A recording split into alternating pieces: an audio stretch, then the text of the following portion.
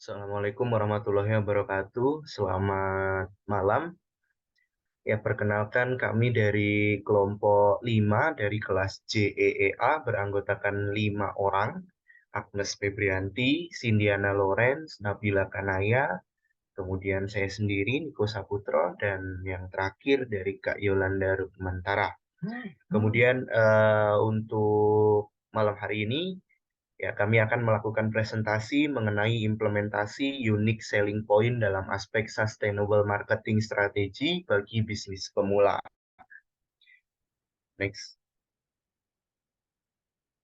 Yang pertama adalah bagian abstraksi atau abstrak. Ya, kalau kita berbicara bisnis, ya bisnis merupakan bagian dari sistem sosial yang bergerak dan menyediakan berbagai sektor kebutuhan yang diperlukan baik secara primer maupun sekunder.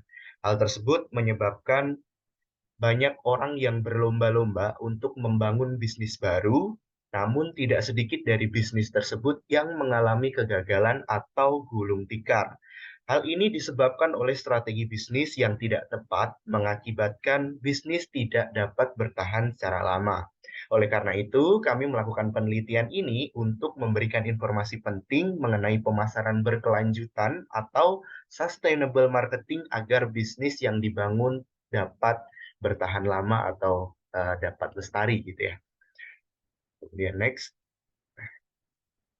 Selanjutnya adalah mengenai pendahuluan, yaitu ketika kita berbicara pemasaran berkelanjutan atau sustainable marketing, merupakan pendekatan bisnis yang mempertimbangkan dampak sosial, lingkungan, ekonomi, dan kegiatan pemasaran, di mana tujuan untuk membangun bisnis yang berkelanjutan pada konsisten kepada pelanggan, karyawan, pihak kemitraan, dan lain-lain. Bagian dari sustainable management atau mencapai tujuan dan target bisnis dalam jangka yang panjang. Hal ini mengacu pada penawaran produk, nilai merek, praktik bisnis yang berkelanjutan, dan menjadi poin unik dalam penjualan bisnis yang disebut sebagai unique selling proportion.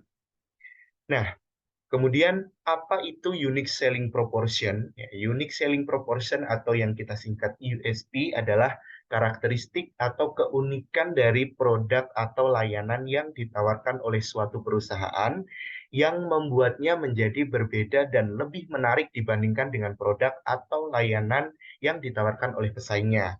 Nah, USP itu sendiri penting dilakukan untuk menentukan posisi brand di market dan menjadi inti dari bisnis yang menjawab apa nilai yang ditawarkan dan masalah apa yang dipecahkan oleh suatu brand.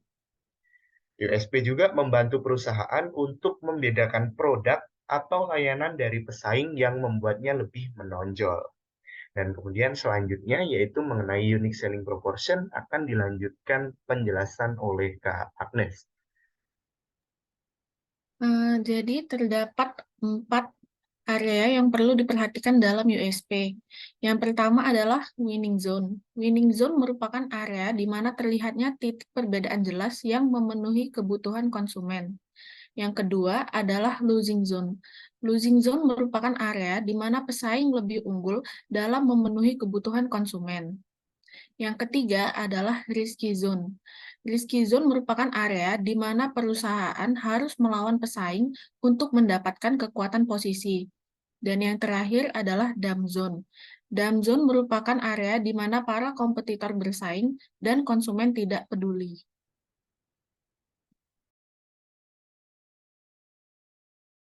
Selanjutnya merupakan urgensi permasalahan. Dengan adanya perkembangan bisnis dan industri yang semakin pesat di era globalisasi, membuat banyak perusahaan menempatkan fokus pada pertumbuhan dan keuntungan finansial yang tinggi. Namun dalam mencapai tujuan tersebut, banyak perusahaan yang mengabaikan aspek lingkungan dan sosial yang penting. Akibatnya dampak negatif terhadap lingkungan dan masyarakat semakin membesar, seperti kerusakan lingkungan, kesenjangan sosial, dan ketidakadilan. Oleh karena itu, artikel ilmiah ini dibuat untuk memberi informasi mengenai pentingnya strategi pemasaran berkelanjutan agar dapat memberikan solusi dan rekomendasi bagi perusahaan untuk memperoleh keuntungan finansial yang berkelanjutan, sekaligus juga mempertahankan keberlangsungan lingkungan dan sosial. Selanjutnya, teori landasan yang kami gunakan untuk artikel ilmiah ini merupakan tanggung jawab sosial perusahaan atau corporate social responsibility. Konsep tanggung jawab sosial perusahaan melibatkan praktik bisnis yang bertanggung jawab secara sosial dan lingkungan. Hal ini termasuk melakukan kegiatan sosial dan lingkungan yang positif dan menghindari kegiatan yang dapat merusak masyarakat dan lingkungan. Kemudian metode penelitian. Pada penelitian kali ini kami menggunakan metode yang dilakukan kualitatif dan deskriptif, di mana penelitian ini berusaha menggambarkan atau mendeskripsikan suatu objek yang diteliti berdasarkan contoh di lapangan. Dengan menggunakan teknik pengumpulan data yang bersifat deskriptif seperti wawancara, observasi, dan studi dokumen. Alasan kami menggunakan metode tersebut ada dua, diantaranya adalah agar kami dapat pemahaman yang lebih mendalam, dapat menganalisis data secara terperinci untuk mengidentifikasi pola, tren, dan makna dalam data. Kemudian alasan yang kedua, studi kasus yang lebih baik, agar dapat memberikan gambaran yang lebih rinci mengenai fenomena yang sedang dipelajari. Kemudian fokus penelitian kami agar terciptanya lingkungan yang terjaga seiring bertumbuh pesatnya suatu perusahaan, hilangnya kesenjangan sosial dan ketidakadilan antar masyarakat sosial. Selanjutnya adalah hasil penelitian. Berdasarkan hasil penelitian kami, perusahaan yang telah mengimplementasikan strategi pemasaran berkelanjutan adalah perusahaan IKEA. Perusahaan IKEA merupakan retailer furnitur asal Swedia yang didirikan pada tahun 1943. IKEA menyatukan ribuan rekan kerja dan ratusan perusahaan dengan pemilik berbeda di seluruh dunia. Bisnis retail ini diatur dalam sistem waralaba, dengan 12 penerima waralaba di 62 pasar, bersama dengan pemilik waralaba dan bagian bisnis lainnya untuk terus meningkatkan dan mengembangkan merek. Berikut ini adalah lokasi penyebaran cabang IKEA yang ada di dunia. IKEA setidaknya memiliki 460 cabang yang tersebar di berbagai negara. Strategi pemasaran berkelanjutan yang diimplementasikan oleh IKEA adalah yang pertama Green Marketing Strategy, di mana bahan-bahan kayu yang digunakan oleh IKEA adalah hasil dari pelestarian hutan. Saat ini material yang digunakan adalah 60% dari sumber daya terbarukan dan 10%-nya daur ulang. Produk-produk IKEA sudah dirancang agar dapat digunakan dalam jangka waktu yang panjang.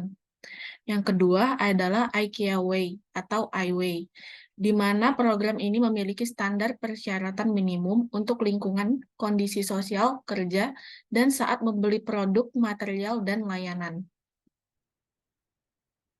Fokus utama IKEA dalam mengimplementasikan strategi pemasaran berkelanjutan adalah yang pertama, tumbuhkan sendiri. Yang kedua, pengurangan limbah. Dan yang ketiga, efisiensi rumah.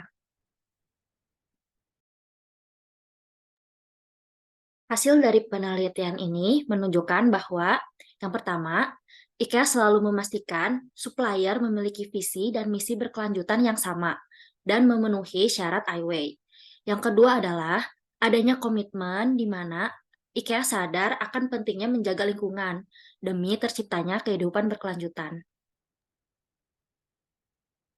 Kaitan dengan landasan teorinya ada 3. Yang pertama, meningkatkan reputasi perusahaan. Kedua, meningkatkan kepercayaan masyarakat. Dan yang terakhir, menjaga hubungan yang baik dengan pihak terkait.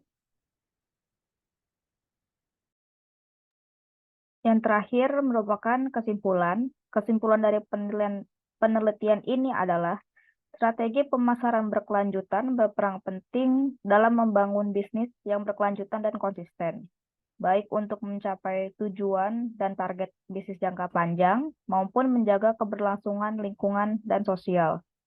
Strategi tersebut merupakan solusi yang tepat bagi perusahaan untuk dapat mempertahankan keberlangsungan bisnis sekaligus mempertahankan berkelangsungan lingkungan dan sosial. Next-nya. Berikut merupakan daftar pusaka sebagai referensi presentasi kami hari ini. Next. Demikian presentasi artikel ilmiah kami hari ini mengenai topik strategi pemasaran berkelanjutan.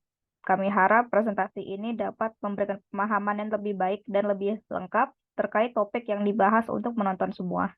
Atas perhatian yang diberikan, kami ucapkan terima kasih.